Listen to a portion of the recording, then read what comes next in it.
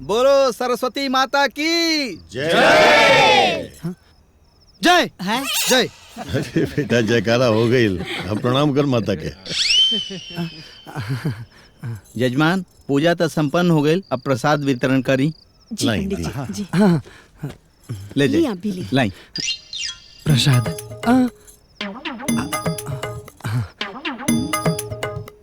Thank you. एक और एक और एक और।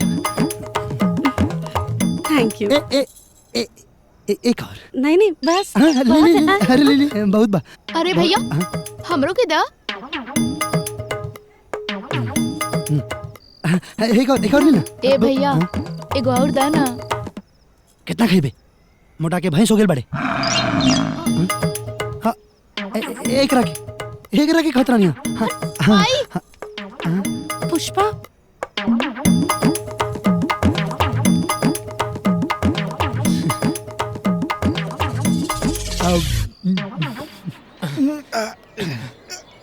अच्छा से मालिश करो।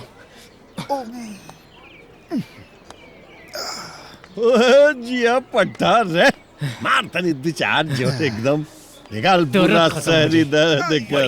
है शंभू, दर्द निकलवा ले एकरा से, ओकरा बाद न तोरा से गांव के एक्सरसाइज कराए। ओ या चारा मशीन देख रहल बारे ना, वही पर चारा कटवाई तोरा से, मिजाज हरियर आ जाई तोर। अच्छा लगा तनु।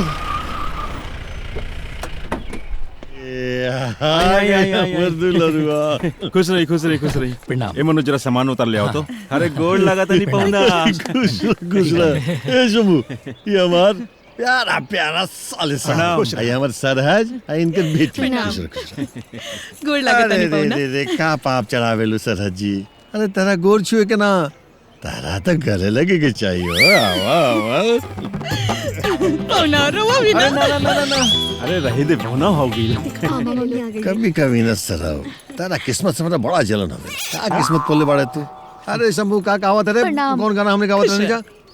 अरे हाँ, हम चुनेगा दाना तिनका, कहाँ बोला तनी? आई कौआ मोती खाएगा। अरे चुप करी रहुआ, बुढ़ापे में जवानी छटकर पाए हमरे भुजा मिलल बा रहुआ के। तो इसे मिली तो केकर न बंडोली। आवा नहीं तो चला अंदर, इनकर तो पदे बा मजाक करे के। हैं? चला अंदर। सुधर जाई पौना। अरे खुश रह, आवा। खुश रह। बाकी सब ठीक बनू। वो गाड़ी वाला के भाड़ा देवे के रहे, हमरे पास वो छुट्टा नहीं खे, हुई तो दे दी। नहीं खे हाँ ना, अरे हम दे देता नहीं। अरे कहता हुआ बाबू। अरे चुप रहे। हम देता नहीं, तेरा क्या मालूम। अरे 2 साल से ये करिए नौटंकी बा। ये 2000 रुपया के नोट लेके घुमाता, छुट्टा मांगाता। रवि दे दी। सुधर बना तू। हाँ? कितना भाई लो? घर के रंगाई पुताई कुल हो गई बा, कुल तैयारी हो गई बा। और दुल्हन देखा तो मामी आइल बाड़ी हो। पूरा तैयारी के साथ है। अरे मामी। अरे खुश रह, प्रणाम।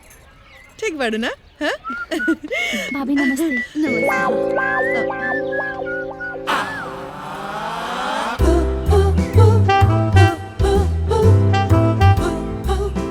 ई क्या है?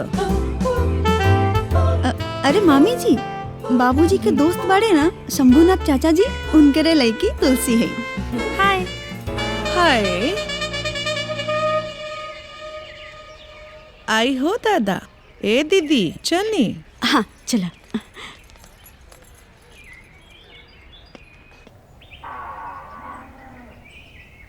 देखा तुलसी, ई गाँव हा, एक बार देखबू जनबू तो एक दिन दिल में बस जाए। कितना सुंदर गाँव है हमनी के। लेकिन ये रोड पे इतना हीट क्यों डाला?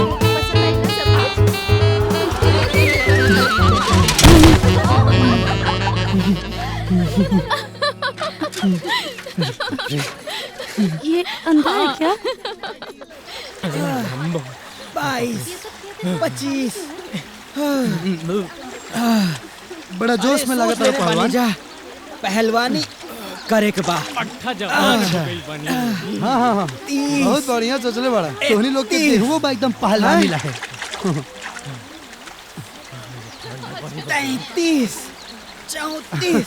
तोहनी के जौन लाल लंगोट के प्रदर्शनी लगौले बड़ा जना, ओकर दर्शक लोग भी आ गेल बा।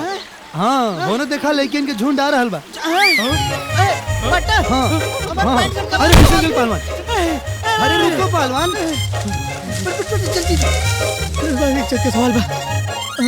अरे भाई बाल बाल आज बच गई नहीं जा।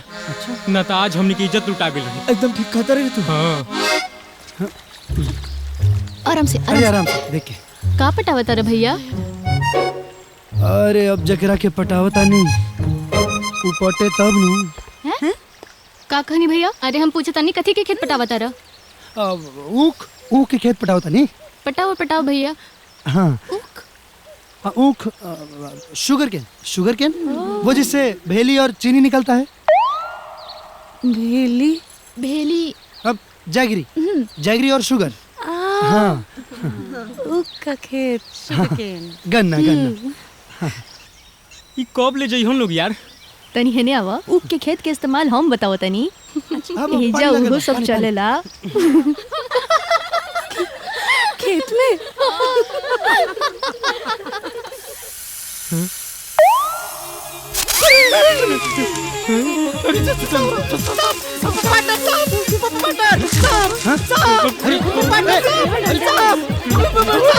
पहलवान लोग अपन अपन लंगोट संभाल के।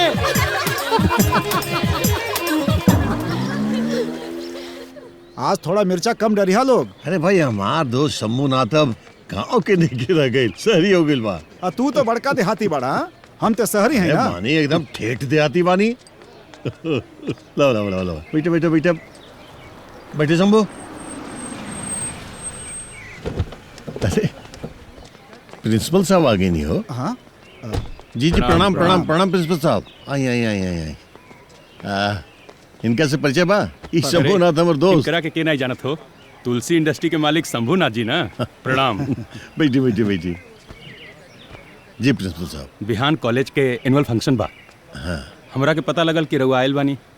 अब रउआ से बढ़ के चीफ गेस्ट के हुई? हाँ हमार दोस्त शंभूनाथ से बढ़िया के चीफ गेस्ट हुई। ए जाइयो तू चीफ गेस्ट बन के। अरे ना ना, हमरा के काम से शहर जाए के बा। हमार बेटी बिया ना तुलसी, तुलसी इंडस्ट्री के असली मालिक वो आ जाई। हाँ ये तो और भी बढ़िया हो जाई। तुलसी बिटिया चल जाई, तुलसी बिटिया चल जाई प्रिंसिपल साहब। तो बिहने जोन बा गाड़ी ऐजा भेज दे। अरे ना ना प्रिंसिपल साहब, उनकरा के लेके राजा चल जाई हैं। ठीक बा ठीक बा। अब हम चलत बानी। प्रणाम प्रणाम प्रणाम। जय श्री राम। पंडित जी प्रणाम प्रणाम प्रणाम प्रणाम। बैठी बैठी बैठी। मंगल होके। तब ब्याह के तैयारी हो गई? हाँ तैयारी तो एकदम पूरा हो गई बाप। बस अब हमार बेटा राजा बाप, बस अब ओकरो ब्याह हो जाए बढ़िया से तो समझते कि हमारी जिम्मेदारी पूरा हो गई।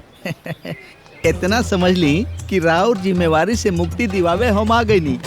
मतलब समझनी ना पंडित जी। मतलब चंदरपुर के संजय सिंह के बहिन के ब्याह खातिर रिश्ता लेके रोवा लगे आयल बनी जजमान। पंडित जी वो सब तो ठीक बा, लेकिन अब लेकिन कुछ मत कहीं।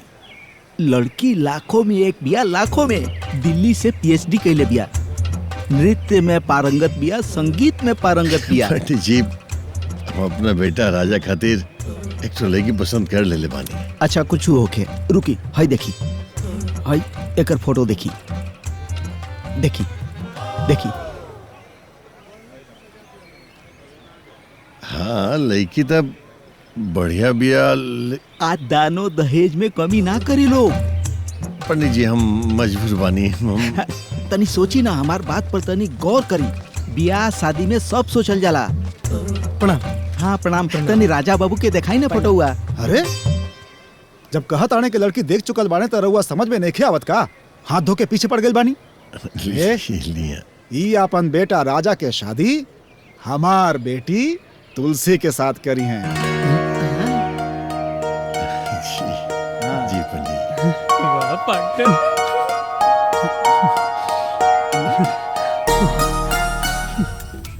ई कॉलेजवा में कौन काम बा हो? स्टेज पर पढ़ाई लिखाई के महत्व के बारे में कुछ बोलना होगा। अरे कुछ ना, वो भाषण वासन देवे के वही और का। भाषण देवे के बा तो अब तो राजा के स्टेज पे जाए के चाहिए। काहे कि राजा से बढ़िया केहू बोल सकता का? हाँ हाँ और का। हाँ पार्टनर हाँ। तारा के पता बना उस संतोषवा की बहन के शादी में पूरा स्टेज हिला देले रहले तू। हाँ हाँ, अरे वो बाहुबली वाला ड्रामा ना देख ले रहा। हाँ ना, हम कैसा डायलॉग बोले रहनी? हाँ हाँ, देवसेना जो औरतों का सम्मान नहीं करता, उसकी उंगलियां नहीं काटते, काटते हैं उसका गला गला गला गला। वैसे कुछ कहा हमरा लेखा बोले वाला लड़का पूरा जिला जवार में पैदा कहाँ भइल बा।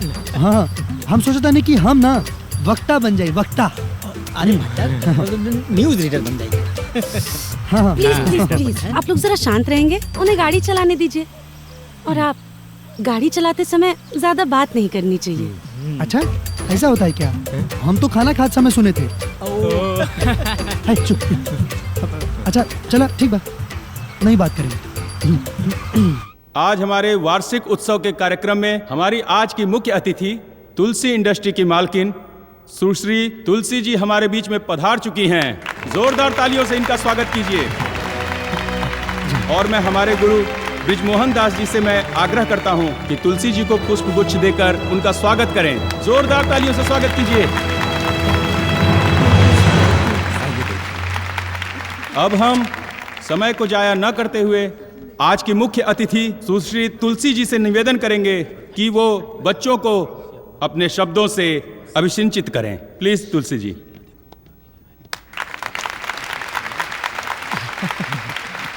हाय, मैं तुलसी।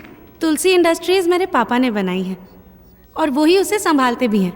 आप लोग से बस इतना कहना चाहती हूँ कि आप लोग भी मन लगाकर पढ़ाई करिए और अपने जीवन में कामयाब होइए। ज़्यादा कुछ तो नहीं कह पाऊंगी मैं, लेकिन हाँ, हम सबके बीच एक ऐसे महान ज्ञानी व्यक्ति मौजूद हैं जो स्टेज पर बोल सकते हैं। एक ऐसे विद्वान जिन्हें हर विषय पर बोलने का हुनर प्राप्त है। तो आप लोगों को शिक्षा और इकोनॉमिक्स ऑफ इंडिया के बारे में बताने के लिए वो मंच पर आ रहे हैं। मिस्टर राजा।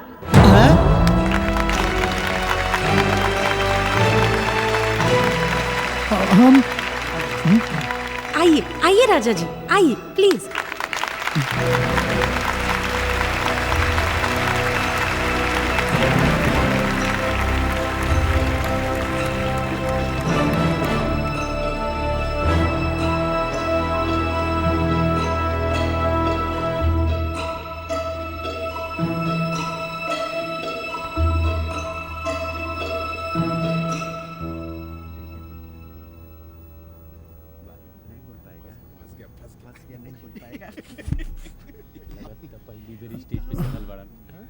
हेलो।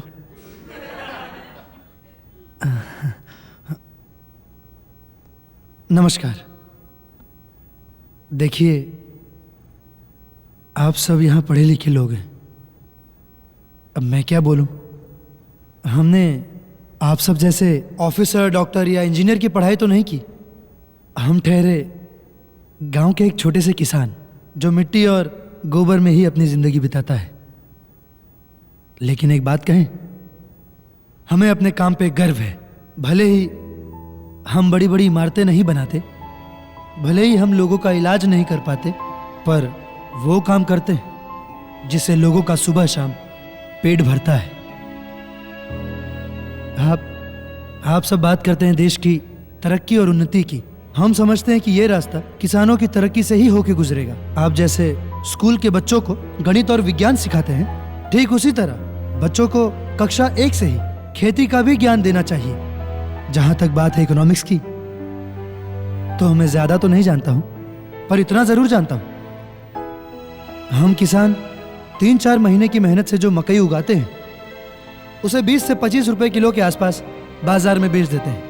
लेकिन जब वही मकई बड़े बड़े सिनेमा हॉल्स और मॉल्स में बिकती है, तो उसकी कीमत 1000 रुपए किलो से भी ज्यादा हो जाती है। मैं ज्यादा ज्ञानी नहीं हूं, आप सब ज्ञानी।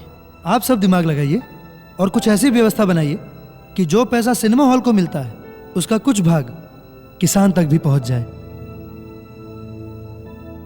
और मैं ज्यादा क्या कह सकता हूं, मैं तो मामूली सा किसान ही हूं ना।